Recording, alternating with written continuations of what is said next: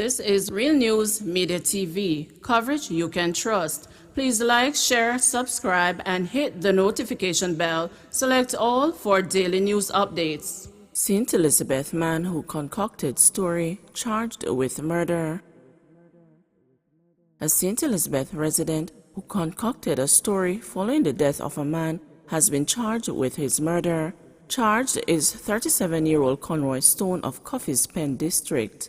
He was arrested and charged on Monday following an interview with his attorney. His court date is being finalized. The deceased, 22-year-old Sappho Green, was killed in the community of Coffee's Pen District on Sunday, March 21. The police report that about 7 p.m., Stone and another man brought Green to the hospital with a stab wound to the chest. The police were alerted, and the men reportedly told the cops that they found Green along the roadway. The police say upon investigations, detectives discovered that the story was concocted and Stone was implicated as a person who stabbed Green. He was subsequently taken into custody.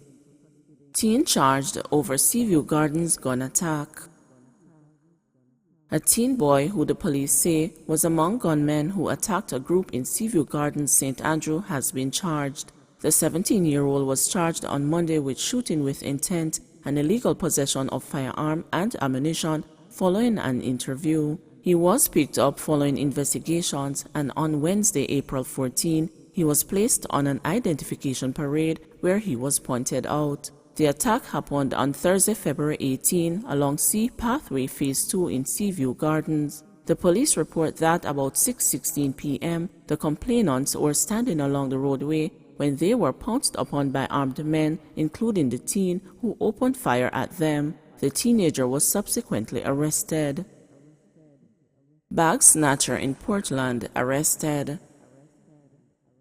A man who attempted to rob an accountant of an undetermined sum of money along the busy commercial strip of William Street in Port Antonio, Portland, is now in police custody. The incident happened around midday yesterday. It is reported that the man snatched a bag containing money from the woman and then ran onto Blake Street.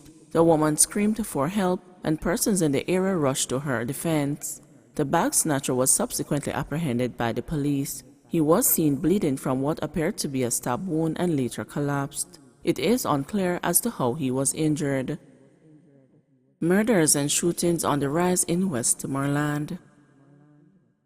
Westmoreland Custos Reverend Harley Perrin has called for the deployment of a heavy concentration of the security forces to stem the rise in violent crime in the parish. Police statistics indicate that the Westmoreland Police Division has so far recorded 26 murders since the start of this year, an increase of 5 over the corresponding period for January 1 to April 17 last year. Shooting is also up by 14 as of April 17 this year, with 38 reported incidents taking place across the parish. According to Perrin, something needs to be done now because law-abiding citizens have become prisoners in their homes as a result of the gun violence that is creating havoc across the parish. This murder rate is alarming. It just can't continue like this. It has become so frequent now that we have become numb, Perrin told the news. The clergyman also said that the murderous attitudes of these criminals have left fear and grief across the parish.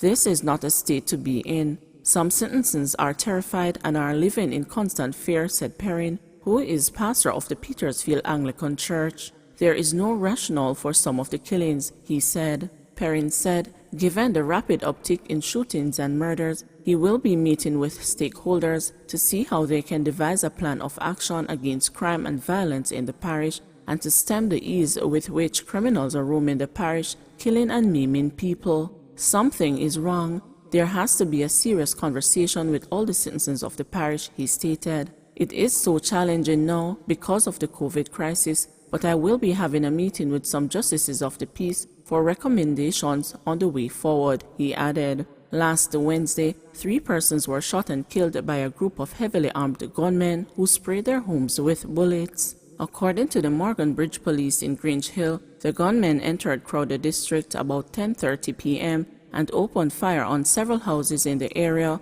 killing 3 men. 2 of the victims were found with gunshot wounds in their houses, while the third victim was found suffering from a gunshot wound along a roadway close to where the shooting took place. On Saturday, Andrew Campbell, who attempted to defuse a fuss between two people who were among a group of partygoers attending an illegal party, was shot and killed at about 8:30 p.m. during his second attempt at seeking to cool tempers. According to the head of the Westmoreland Police Division, Superintendent Robert Gordon, approximately 3 hours following that shooting, gunmen struck, killing 48-year-old car wash operator Cosmond Looney. He said Looney was attacked at about 1:20 a.m. on Sunday by heavily armed thugs. Gordon also revealed that the investigation by his detectives has so far netted 4 persons of interest who are now in police custody for questioning. 4 men in East Kingston police chase on firearm charges. The 4 men who were arrested when a police team intercepted a motor car suspected of being involved in a shooting incident at the intersection of Law Street and George's Lane in the Kingston Central Division on Friday, April 16, have been charged.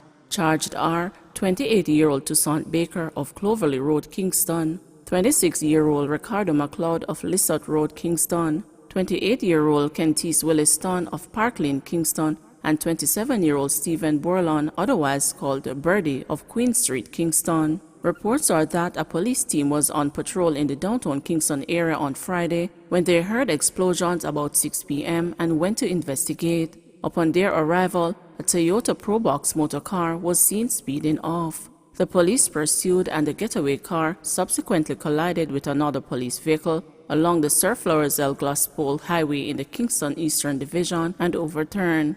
During a search of the Probox, a Smith & Wesson Springfield pistol containing 3 9mm rounds of ammunition and a Glock 17 pistol containing 13 9mm rounds of ammunition were seized inside the crashed vehicle. In a social media video that went viral, the culmination of the chase was seen with an overturned car in the vicinity of a petrol station in Harborview and the 4 men being placed in the back of a police pickup. Baker, McLeod, Williston, and Borlon charged after an interview, the police said.